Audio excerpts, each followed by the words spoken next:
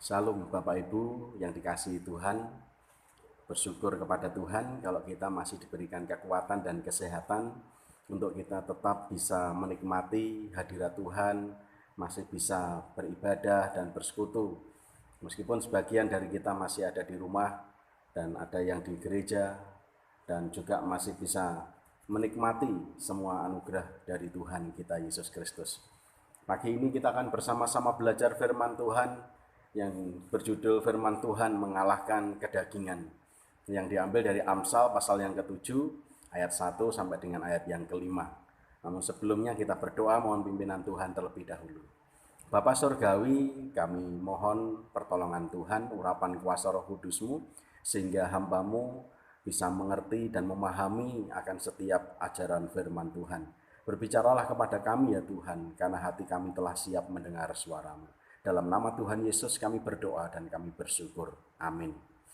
Saudara yang dikasihi Tuhan, tahukah kita bahwa godaan hawa nafsu kedagingan ini sangat besar dan selalu berdampak buruk dalam kehidupan kita. Ya. Oleh hawa nafsu kedagingan yang tidak terkendali itu dapat menyebabkan kita semuanya menjadi serakah, iri hati, emosional, dan berbagai macam dampak buruk lainnya yang diakibatkan karena munculnya hawa nafsu yang menguasai hidup kita masing-masing. Nah, apakah kita berpikir mampu untuk menangkal dorongan yang besar dari dampak atau pengaruh hawa nafsu yang menguasai kita? Apakah kita berpikir bahwa semua akan terkendali dengan kekuatan kita? Jika memang benar kita mampu dan kita bisa, maka Daud tidak akan jatuh dalam dosa hawa nafsunya. Ya. Jikalau memang kita mampu menangkal dengan kekuatan kita, maka tidak seharusnya Yudas itu akan mati karena keserakahannya. Ya. Semuanya ini akan terjadi dalam kehidupan kita ketika kita ini berada di dalam keterbatasan yang tidak mampu mengendalikan, tidak mampu mengendalikan adanya gelombang yang besar yang mencoba untuk masuk menekan dan juga menikam kita, yaitu hawa nafsu sebagai suatu badai yang sangat besar yang menyerang kehidupan kita. Sebab jika seseorang itu sudah dikuasai oleh hawa nafsu kedagingannya, ia menjadi gelap mata, ia menjadi gelap hati, ia akan mati secara nurani dan rohani, dan semua akibatnya itu selalu merusak. Semua akibatnya ini akan selalu merusak dalam kehidupan kita. Tidak ada yang namanya hawa nafsu kedagingan itu yang membangun, tidak ada. Semua akan merusak akibat yang ditimbulkannya. Nah, lalu apa yang bisa mengatasinya? Apa yang mampu untuk mengalahkan kedagingan yang menggoda dan yang sangat besar dorongannya itu dalam diri kita? Hanya firman Tuhan, tidak ada yang lain, tidak ada cara yang lain. Hanya firman Tuhan saja yang sanggup untuk mengalahkannya. Mengapa firman Tuhan? Adakah di dunia ini sungguh-sungguh sesuatu yang memiliki kuasa untuk bisa mengatasi hawa nafsu? Saya rasa tidak ada. Bahkan ajaran-ajaran yang ada di dunia ini pun cenderung menonjolkan lebih banyak tentang hawa nafsunya. Kalau kita melihat bagaimana mereka justru mengedepankan tentang kedagingan, kepuasan daging, hasrat lahiriah saja yang terpuaskan ketika mengikuti ajaran-ajaran yang diberikan melalui ajaran-ajaran dunia. Tetapi kalau kita melihat firman Tuhan adalah satu-satunya firman yang hidup. Ajaran yang kuat dan menentang serta menolak berbagai-bagai ajakan hawa nafsu dan tidak mengizinkan hawa nafsu itu menguasai manusia selain daripada Allah sendiri yang menguasai tubuh kita, menguasai hidup kita. Itu sebabnya Rasul Paulus pun senantiasa mengingatkan dalam setiap suratnya agar kita ini selalu memegang firman Tuhan sebagai satu-satunya penopang dan penuntun kita dalam menjalani hidup ini, supaya kita tidak tersesat dan jatuh ke dalam berbagai-bagai pencobaan dan godaan kedagingan yang menyesatkan.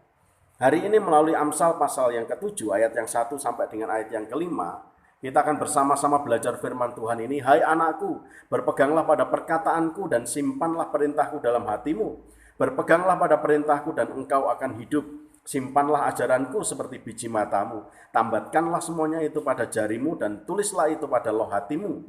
Katakanlah kepada hikmat, engkaulah saudaraku, dan sebutkanlah pengertian itu sanakmu, supaya engkau dilindunginya terhadap perempuan jalang, terhadap perempuan asing yang licin perkataannya.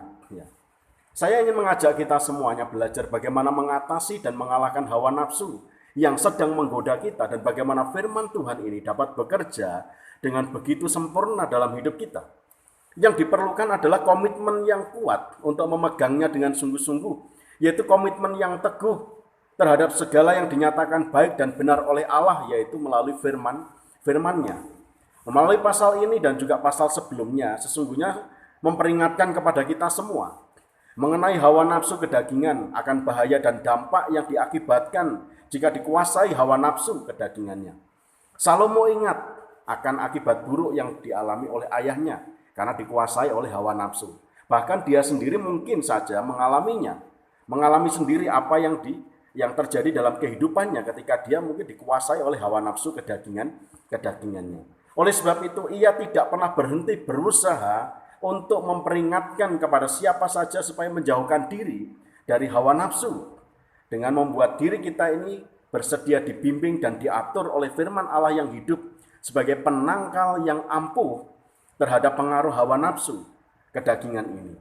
Dan inilah beberapa nasihat yang diberikan oleh Salomo ketika dia berbicara atas nama Allah dan atas nama firman Allah yang dia pegang, yang dia yakini dan yang dia percayai.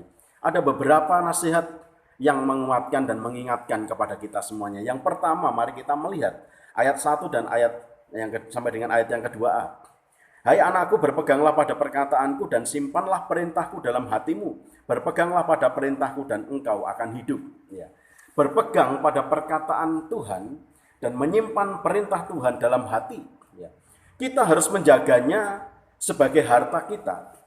Menyimpan perintah-perintah Allah bersama dengan kita, menyimpannya dengan aman, agar firman Allah itu tidak dirampok dari kita oleh si jahat, oleh iblis, oleh kuasa-kuasa kegelapan yang berusaha menarik kita dari Tuhan. Kita harus menjaganya sebagai hidup kita. Bukan hanya berpegang pada perintahku, maka engkau akan hidup, tetapi berpeganglah pada perintahku seperti engkau menjaga hidupmu sendiri. Ya. Jadi bukan hanya sekedar berbicara tentang berpeganglah pada perintahku, tetapi berpeganglah pada perintahku seperti engkau menjaga hidupmu. Seperti orang yang tidak dapat hidup tanpanya. Ya. Kalau kita ini tidak bisa hidup tanpanya, tentunya kita akan menjaga dengan sungguh-sungguh. Kita akan selalu membiarkan itu ada dalam diri kita. Ya. Dan bagi orang yang baik, ketika kehilangan firman Tuhan, kehilangan pegangan mereka akan firman Allah yang hidup ini, hal itu sama saja dengan kematian jika firman Allah direnggut darinya. Ya, sebab dengan firman itulah ia hidup, dan bukan hanya dengan roti saja dia hidup. Itu bagi orang yang baik dan orang yang hidup benar di dalam Tuhan. Oleh sebab itu mereka akan dengan sungguh-sungguh memegang perintah Tuhan, memegang perkataan Allah itu, menjaganya dengan sedemikian rupa seperti dia menjaga hidupnya dengan sebaik-baiknya. Ya, karena dia merasa tanpa firman Tuhan ini dia tidak akan bisa hidup. Dengan makanan dia bisa hidup yang biasa saja, ya, secara fisik. Tetapi secara rohani dia butuh firman Tuhan yang menjadi pegangan hidupnya, menjadi makanan yang utama dalam hidupnya secara rohani. Yang kedua, ayat yang kedua bagian B berkata, simpanlah ajaranku seperti biji matamu. Ya. Biji mata adalah bagian yang sangat rapuh, sensitif, mudah tersakiti oleh benda sekecil sekalipun. Ya. Makanya Daud berdoa agar Allah memelihara kita semuanya ini seperti biji matanya, agar hidup dan penghiburan kita berharga dalam pandangan Allah. Ya. Dijaga dengan sedemikian rupa. Oleh sebab itu Salomo mengatakan, simpanlah ajaranku seperti biji matamu. Artinya kita akan senantiasa menjaga dengan sungguh-sungguh. Kita tidak akan membiarkan sekecil pun kotoran itu akan merusak bagian yang terpenting dalam kehidupan kita. Kita tahu mata kita ini rapuh. Ya. Kita tahu bagian mata kita ini adalah sensitif. Kena debu sedikit saja mungkin bisa menyakiti kita. Ya. Untuk itu kita harus memandang firman Allah, hukum Allah, dan perintah Allah itu seperti biji mata kita. Firman Allah, hukum Allah, dan perintah Allah adalah terang dalam hati kita yang akan menuntun jalan hidup kita. Jika terang mata kita, maka kita dapat melihat dan berjalan dengan baik, tidak tersandung ataupun terjatuh. Oleh sebab itu, simpanlah baik-baik firman-Nya seperti biji mata kita. Ya, supaya kita tidak jatuh dalam dosa, supaya kita ini tetap terpelihara dalam iman kita kepada Tuhan. Komitmen ini harus kita pegang. Ya.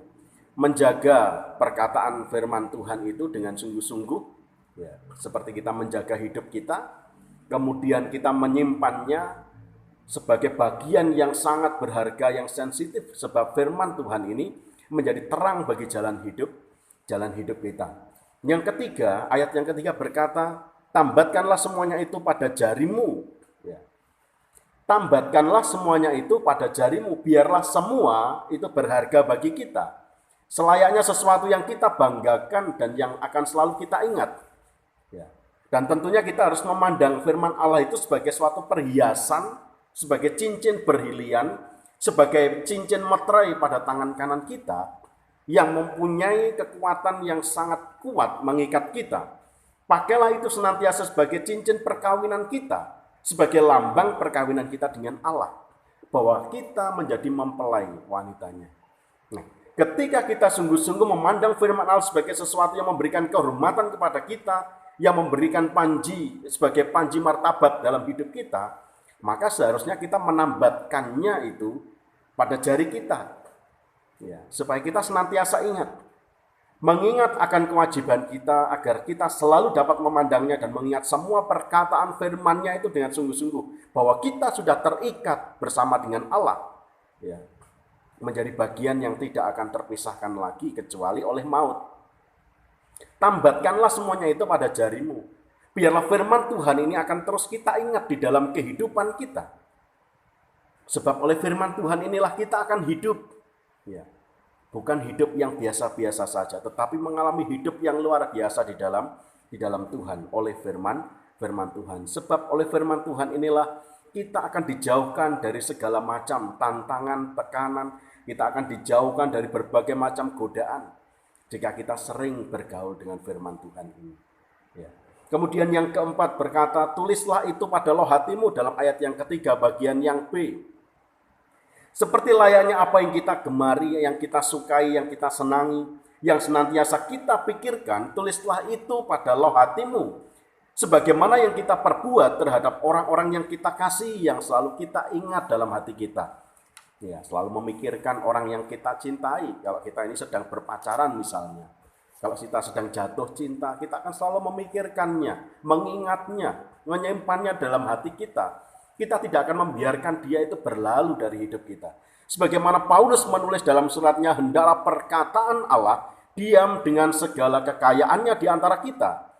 Sebab jika Allah sudah menuliskan hukumnya dalam hati setiap orang percaya, hal itu akan membuat aturan Allah itu menjadi mudah dan dapat dilakukan. Nah, kalau kita ini mengatakan sulit Pak melakukan firman Tuhan, berat Pak melakukan firman Tuhan ini, itu karena kita tidak menempatkannya, tidak meletakkan firman Allah itu di dalam hati kita dengan sungguh-sungguh. Ya. Sebab kalau itu sudah ditetapkan Allah, diletakkan dalam hati kita, tentu apa yang menjadi aturan-aturan firman Tuhan, kita dapat lakukan semuanya itu. Ya, ini masalah komitmen kita. Mau enggak kita ini menyimpan itu dalam hati kita? Bahkan tulislah itu pada loh hatimu, sehingga tidak mudah dihapus. Ya. Memorinya kita ini juga akan selalu mengingat. Oh iya, firman Tuhan sudah ditempatkan dalam hati kita. Ya. Hati ini menjadi sumber pikiran kita. Ya, menjadi sumber pikiran kita.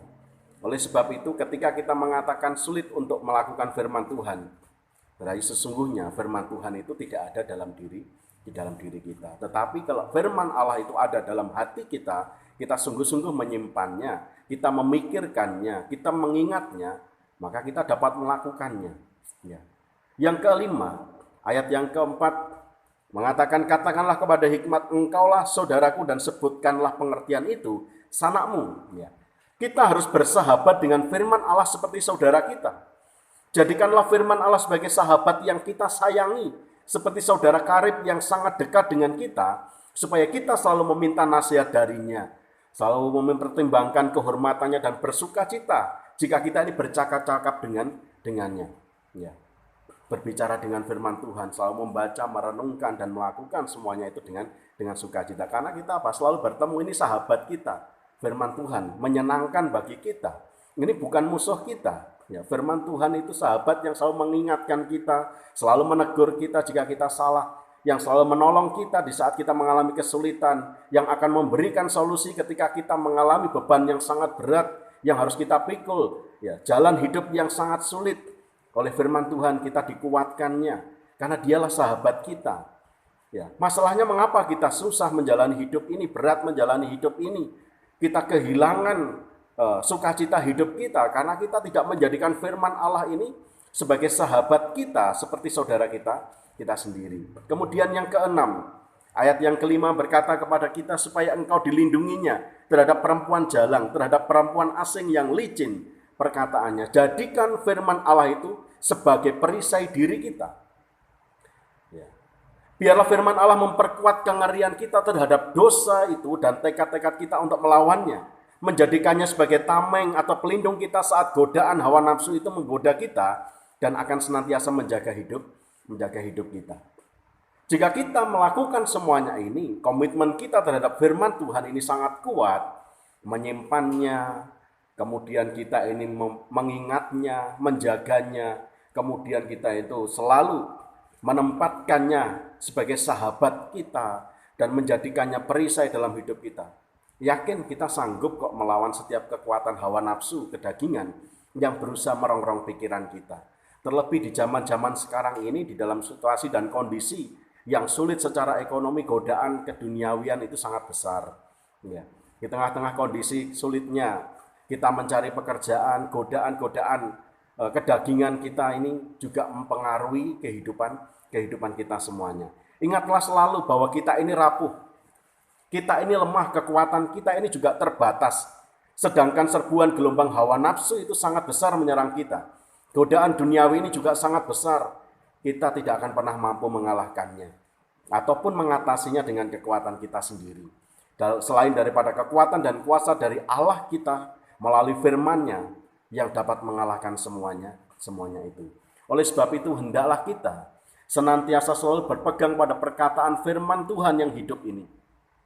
Semakin mencintai firman-Nya sebagai harta yang berharga dalam hidup kita, memelihara dan menyimpannya seperti biji mata kita sendiri, dan senang membaca dan merenungkan setiap firman-Nya setiap saat, setiap hari dalam kehidupan kita, dan kita akan hidup bersama dengan Dia.